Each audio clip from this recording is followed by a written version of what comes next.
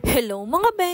Sa pagpapatuloy nga ng ating vlog nung nakaraan, kakatapos lang nga namin magsimba at papunta na kami doon sa aming kakainan for lunch. Dito nga kami kakain sa Doris Wong Cuisine. Kapag rinab nyo to, doon kayo ibababa sa isang restaurant na same ng pangalan. Magkatabi lang to mga be, kaya baka malito kayo. Kaya kapag nag-grab kayo at makikita nyo yung isang Doris Wong Cuisine, lumipat lang kayo sa kabila. Mga ilang step lang yun, nandun na rin kayo. Same sila ng pangalan pero hindi ko alam kung anong history nila.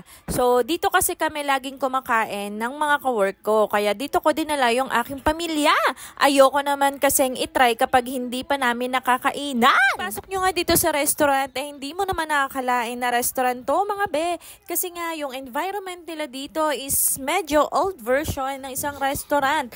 At alam nyo ba mga be, yung mga nagsiserve dito is mga senior na rin or I think may mga edad na. Kung ikukumpara nyo nga sa ibang restaurant ngayon, malayong malayo nga ito. Pero grabe naman, napakasasarap talaga ng mga pagkain dito mga be.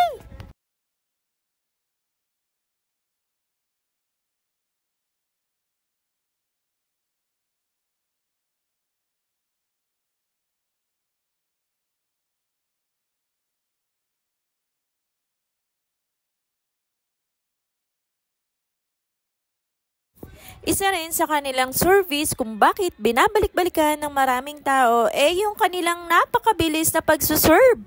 Alam nyo ba, kaka-order lang namin, then after 15 minutes, nandiyan na yung in-order namin mga be.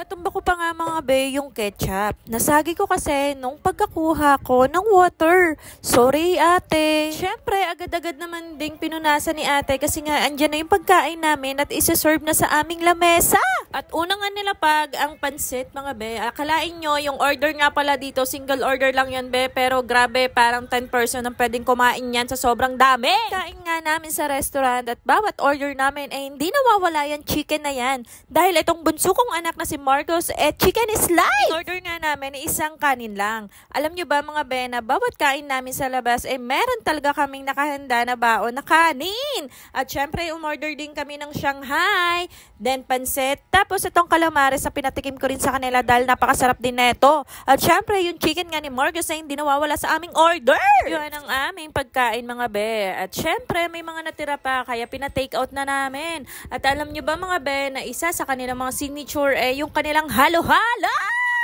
Alam nyo ba, the best yung halo-halo nila mga be. Ito talaga yung mga binabalik-balikan dito sa kanilang restaurant. Napakasarap nga ng kanilang halo-halo mga be. Etong in-order namin is ito yung the original Doris halo-halo. Tikman nyo rin to mga be. Talagang napakasarap talaga ng kanilang halo-halo. Siyempre, tapos na kami kumain. We're going to Landers! Kami ay mag-grocery. Ang activity kasi talaga namin ngayon ay mag-grocery nga kasi nga parehas kami rest day ni Mau!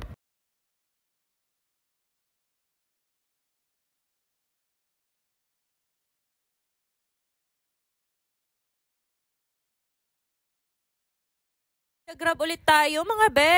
Papunta na ng Landers. So see you sa next vlog ko. Salamat sa panonood!